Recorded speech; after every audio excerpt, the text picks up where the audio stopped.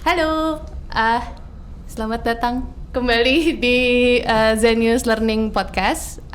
Gue Nadira, anak Zenius aja. Jadi hari ini gue dan dua teman gue akan ngobrolin soal sebuah topik yang pasti semua orang Indonesia tahu. Semua orang Indonesia familiar banget sama topik ini gitu. Yang adalah tentang trauma. Kenapa gitu? Soalnya orang Indonesia tuh setiap kali ada orang yang melakukan kebaikan ke kita gitu, atau ngebantu kita, nolong kita, mereka akan mengucapkan bertrauma kasih. Jadi opening ini dititip ke saya oleh Bapak Rino dan Bapak Ramon di sini. Oke. Kita bakal bahas soal trauma ya. Jadi dan traumanya tuh trauma apa sih? Bukan trauma keluarga, karena ini bukan konseling psikologi gitu. Jadi lebih ke trauma belajar. Yes. Dan terutama ke trauma belajar matematika dan fisika. Jadi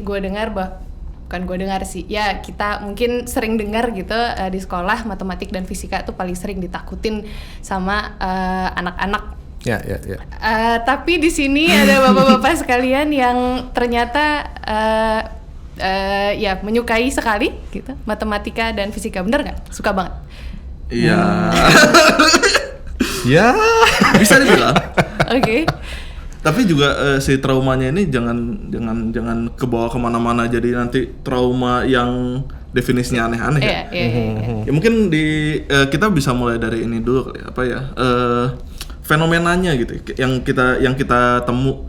Lo ngajar udah berapa tahun kurang lebih? Hampir 10 tahun. Ya, gua ngajar dari 2012 ya, kurang lebih 10 tahun juga. Sebentar, sebelum kita lanjut, coba diceritakan dulu kalian itu siapa memangnya. Ceritakan kembali dulu. Jadi dia Rino. Jadi gua Ramon. Gua tutor matematika di Zenius. Ya sekarang penalaran matematis. Okay. Ya tadi sempat disinggung juga, udah ngajar hampir 10 tahun dari 2013. Ya secara profesional ngajarnya dari 2013, tapi kalau dibilang ngajarin doang kayaknya udah dari SD sih. Gua emang dasarnya sotoy aja gitu, pengen ngajarin orang gitu. Gitu man. Gitu man. Oke, gua Rino, tutor fisika. Yang sekarang juga jadi nggak tahu sih gara-gara UTBK model baru ini nggak ada fisikanya ya. Jadi ya sekarang lagi banyak bantuin Ramon juga urusin TPS akhirnya. Kurang lebih sama, gue mulai ngajar secara profesional itu 2011 lah kurang lebih, jadi 11 tahunan lah ya kira-kira. Oke, dan selama mengajar atau selama mengajar ini pernah menemukan trauma di anak-anak atau mungkin tadi yang kita sebut traumanya bukan trauma kejauhan gitu ya? Sebenarnya sering banget sih nemu anak yang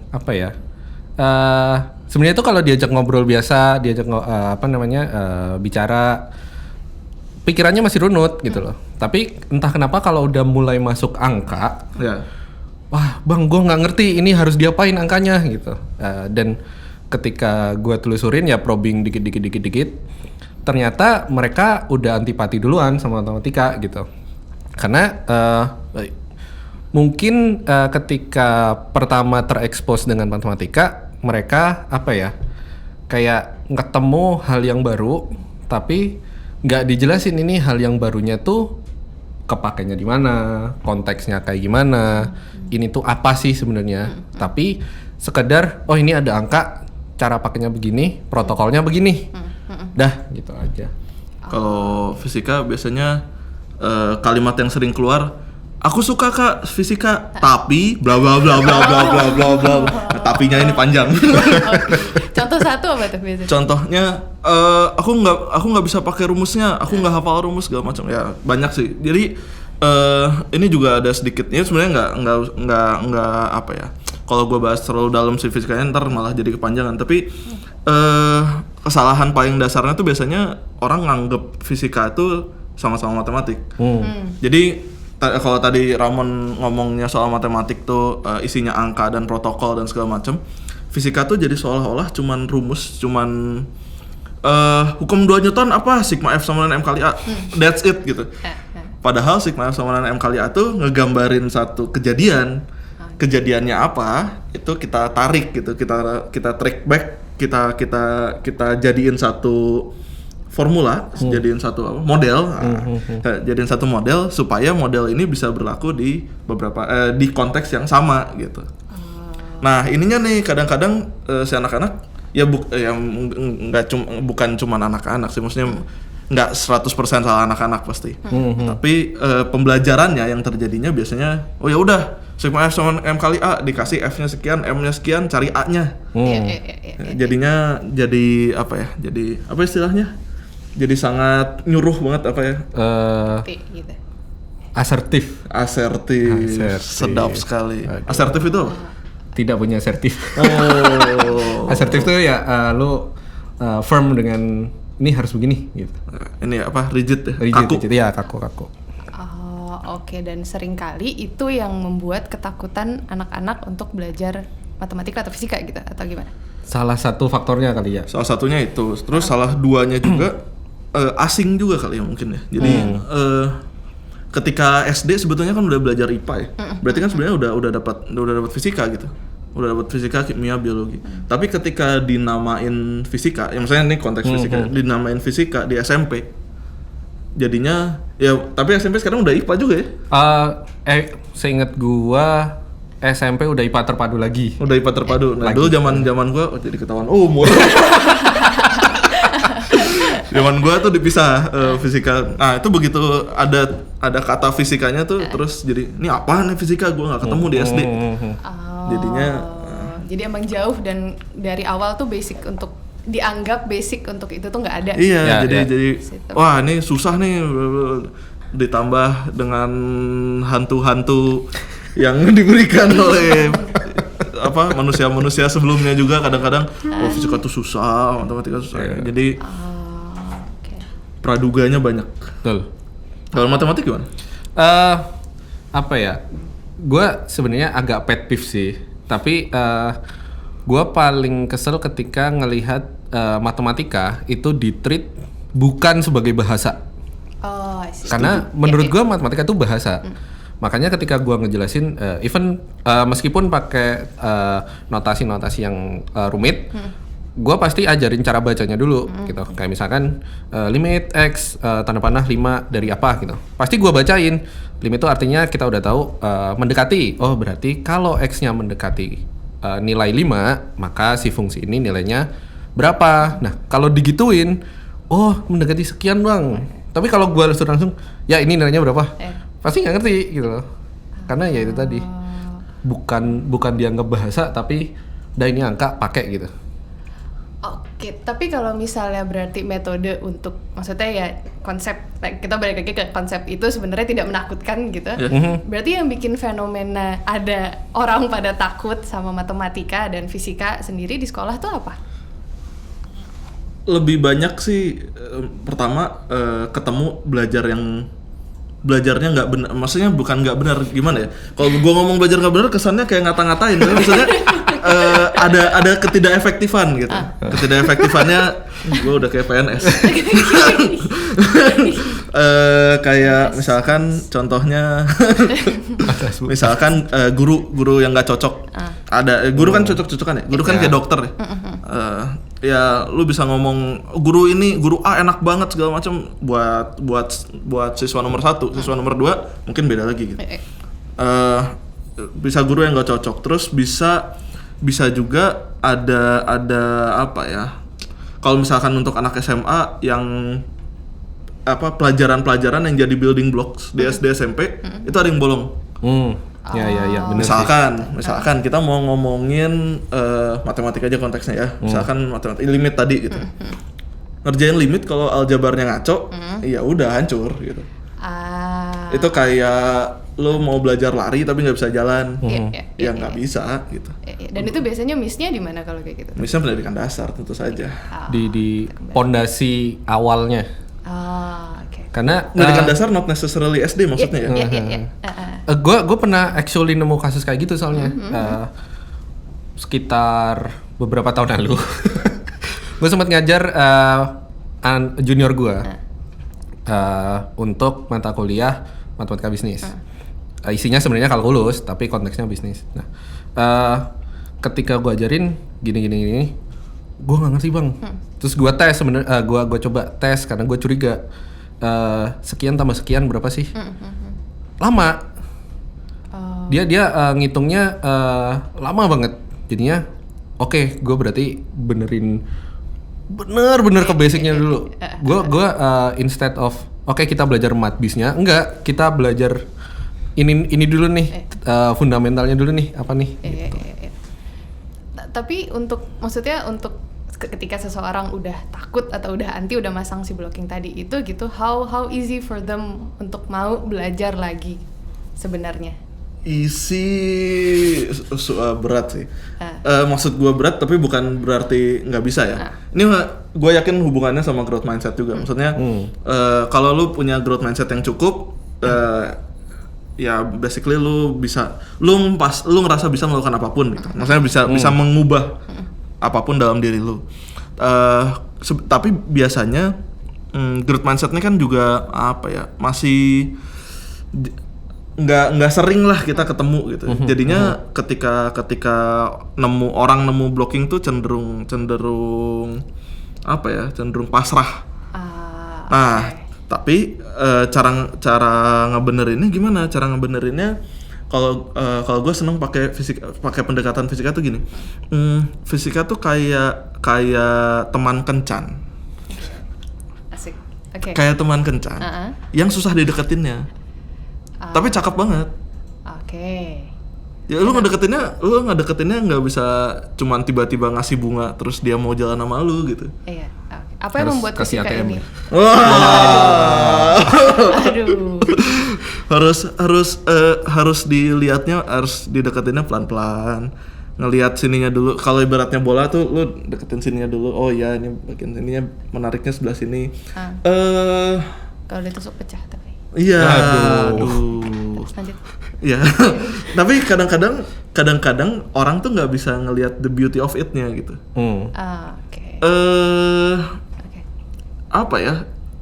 Emang kesannya kalau lu pas belajar, maksudnya gue juga mungkin kalau back then pas SMA gitu ngelihat fisika malas-malas juga gitu, sama aja gitu.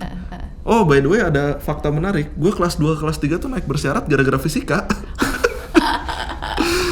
Dan sekarang saking malesnya, maksudnya saking gue sebelnya waktu itu nggak cocok lah sama guru segala macam. Oke. Dan itu sempat jadi blocking juga buat gue. Sempat. Gak mau nyentuh fisika pada waktu itu akhirnya. Sebel jadinya Padahal gue sebenarnya tertarik dari yang tadi. Bentar, ini kita sebenarnya sesekolahan nggak sih? Karena ini fun fact juga. Fun nih. Kelas 3 atau fake doang? Fake doang sih kayaknya. Nggak fun. Enggak. Kelas 3, gue tuh pertama kalinya ngerasain ranking 2. Gara-gara fisika. Sesekolah? Enggak sekelas. Biasanya gue ya paling 8 besar gitu, 10 besar. Kenapa 8 besar paling sih? Gue jauh dari situ. Nah, ini lucunya di sini. Yang langganan ranking 2 itu ribut berantem sama guru fisika. Yang mana guru fisika ini Wakasek. Jadinya nilainya di dropin. Dia bukan. Jangan-jangan lu.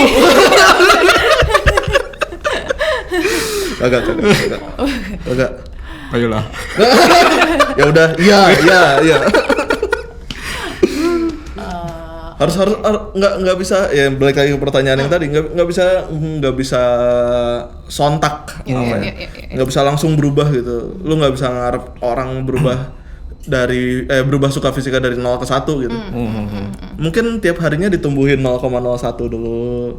Ntar lama-lama ya harus di nurture. Harus konsisten sih. Setuju juga. Pendekatan dengan si fisika atau matematika itu gitu. Ya. Setuju. Karena apa ya?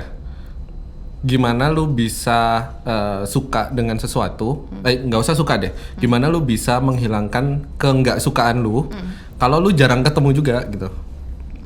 Kayak misalkan lu udah kepalang nggak suka sama Rino gitu misalkan, udah kepalang nggak suka, kerjanya dari rumah mulu, nggak pernah ketemu Rino gitu.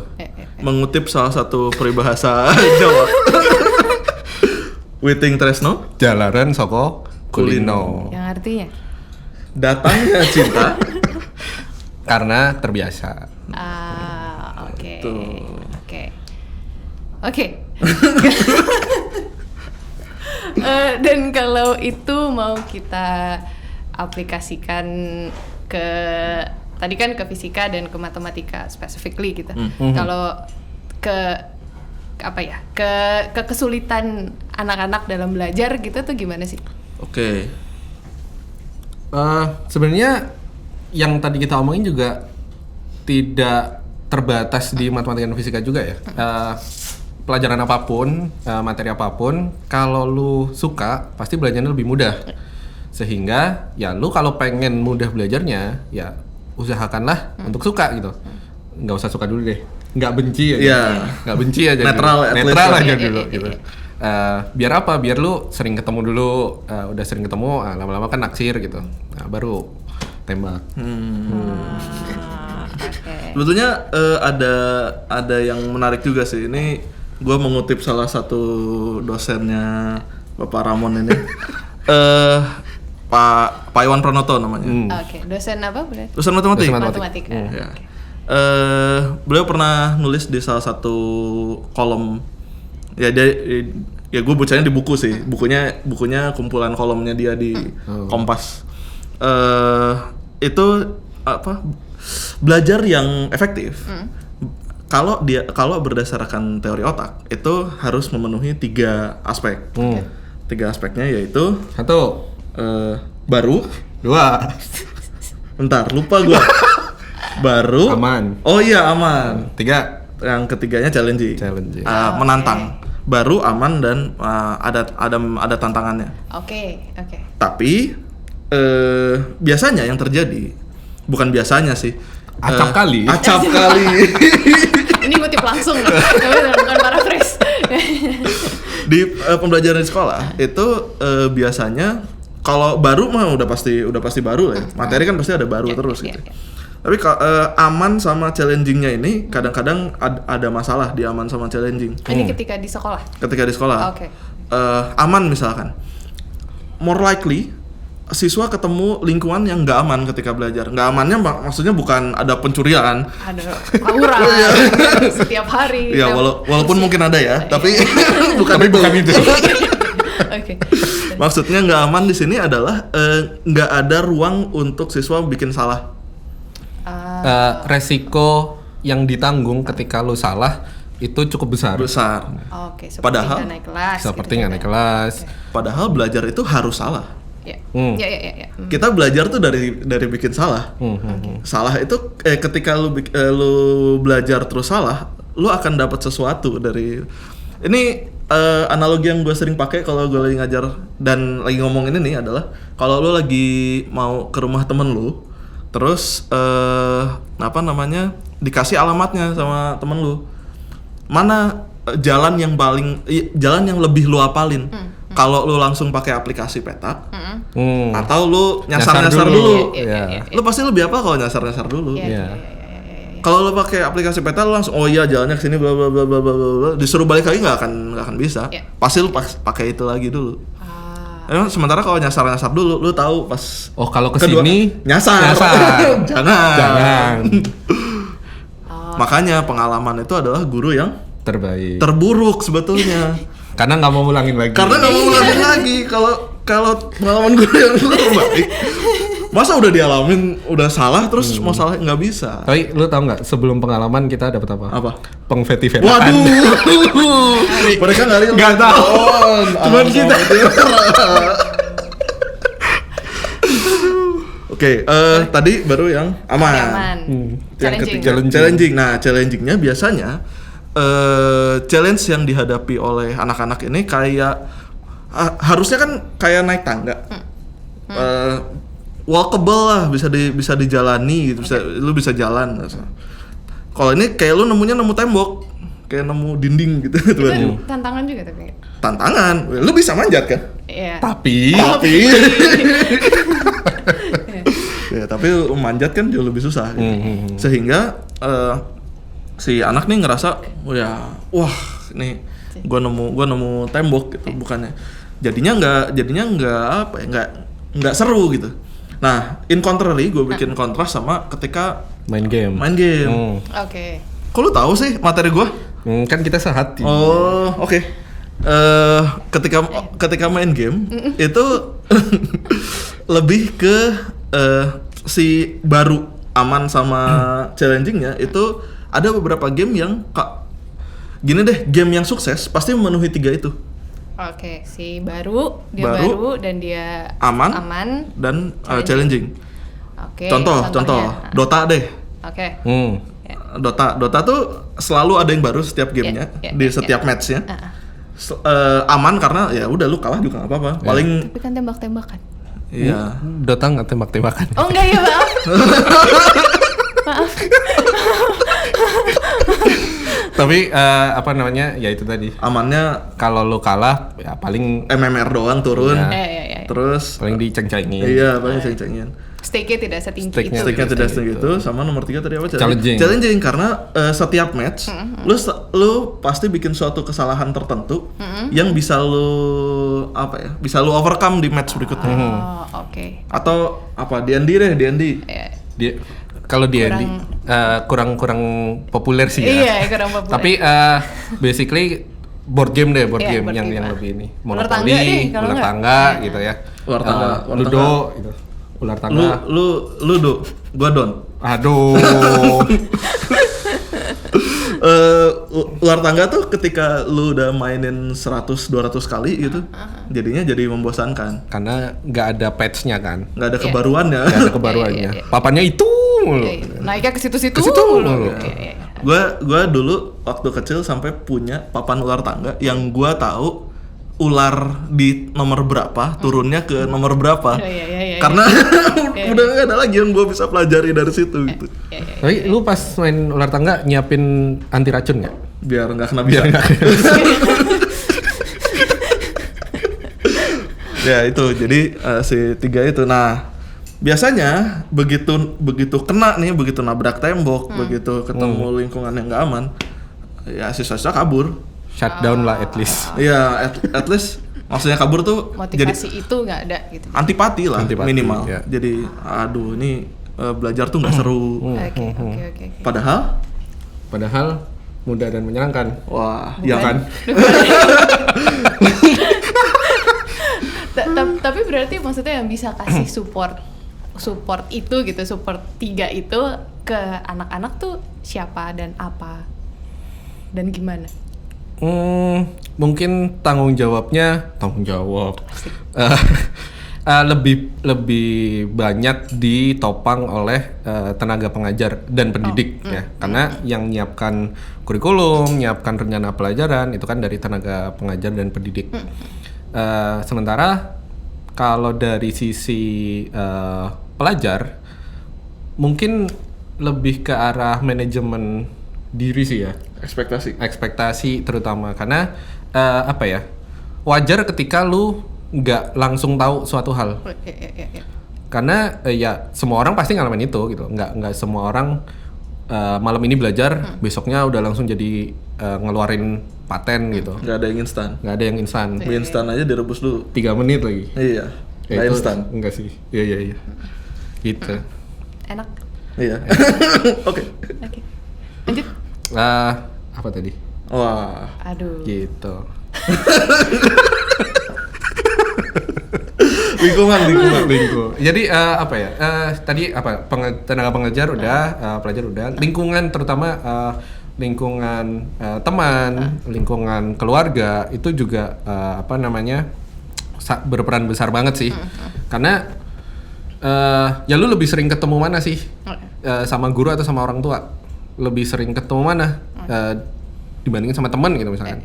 Pasti sering banget. Nah itu di keluarga Kalau gue pesannya, ini mungkin ini gue juga kebetulan belum punya anak sekarang. Tapi gue ngelihat, maksudnya ada beberapa murid gue yang pas ketemu guru tuh ada blocking tertentu lah. Ada seolah-olah kayak curiosity-nya mati. Ini pesan buat orang tua muda, jangan matikan curiosity anak-anakmu. Seolah-olah gue udah orang tua ya, nggak tahu maksud gue. Siapa lu guruin? Nggak, bukan gitu maksudnya. Tapi biasanya justru curiosity-nya anak kecil tuh, lu bisa ngebedain kan anak kecil yang masih curious sama anak curious yang anak udah rada gede, yang udah ya udahlah. Nah itu kalau begitu itu kepotong sampai gedenya pasti kepotong curiosity-nya. Oke. Mungkin kalau gitu soal ketakutan ini gitu, soal ketakutan untuk belajar ini, apakah ada pesan untuk teman-teman yang lagi berjuang, terutama berjuang UTBK? Apa ya? Misalnya. Mungkin kalau dari gua, lu nggak suka nggak apa-apa, at least jangan benci deh. Gimana caranya nggak benci? Ya lu harus sering-sering ketemu aja. Lu misalkan ya matematika, lu misalkan nggak senengnya sama fisika, ya lu ketemuin aja dulu yang banyak gitu. Kalau gua jangan berhenti di ke nggak bisaan. Jadi maksudnya gini, ketika lu baru mulai belajar, lu pasti mulainya dari nggak bisa. Lu akan berusaha untuk sampai jadi bisa. Ketika misalkan lu nemu hambatan di sini gitu, jangan berhenti di sini lah. Jangan sampai berhenti di sini gitu. Ya beresin sampai bisa gitu. Even though itu tembok. Pilihannya dua, antara nggak cuma dua sih, tapi ada beberapa pilihan gitu. Antara lu cari tali buat ini, antara lu cari tukang batu buat ngancurin temboknya, macam-macam gitu. Caranya macam-macam. Nah, terus juga abis itu setelah lu udah overcome ketakutannya ini, maksudnya si traumanya ini, ya what so called trauma ini lah ya. Lu udah bisa ngatasin traumanya, jangan lupa latihan. Karena latihan gimana ya? Tetap yang bikin lu jadi excels tuh apa? Wah, ini spreadsheet dong. Aduh. Yang bikin lu jadi mantap itu latihan gitu. Beda orang yang sering latihan dengan yang enggak. Sebagai contoh, mamang-mamang Indomie. Gimana coba? Aduh, kalau mamang bikin mie instan itu, bandingin deh lu bikin sendiri sama ke warung kopi gitu. Pasti rasanya beda. Bukan karena pancinya ada apa gitu ya, atau celupin jempol gitu, enggak, atau dibikin orang lain. Ya bisa sih, tapi mamang warung kopi itu kan bikin mie instan dalam sehari itu ratusan bungkus. Masa kagak bisa bisa. Iya. Jadi itu bisa dibilang kayak deliberate practice gitu. Deliberate practice Mamang Indomie. Oke. Iya, jadi gitu. Kalau dari Rino dan Ramon soal lo nggak suka atau lo takut sama sebuah hurdle atau sama sebuah blocker lah ya, blocker yang tembok yang mungkin tinggi. Kalau dari Ramon, yang penting deketin sampai suka. Sampai nggak benci aja. Sampai nggak benci, oke, jangan suka dulu sampai nggak benci. Kalau dari Rino, jangan berhenti di nggak bisa gitu. Terus diapain kek gitu, dipukul pakai palu. Jangan lupa nonton episode-episode Zenius Learning Podcast selanjutnya atau dengerin juga karena ada di Spotify. Kita ada di YouTube, di Spotify juga, dan ikutin update-nya di Instagram Zenius Education. Oke. Thank you. Dadah.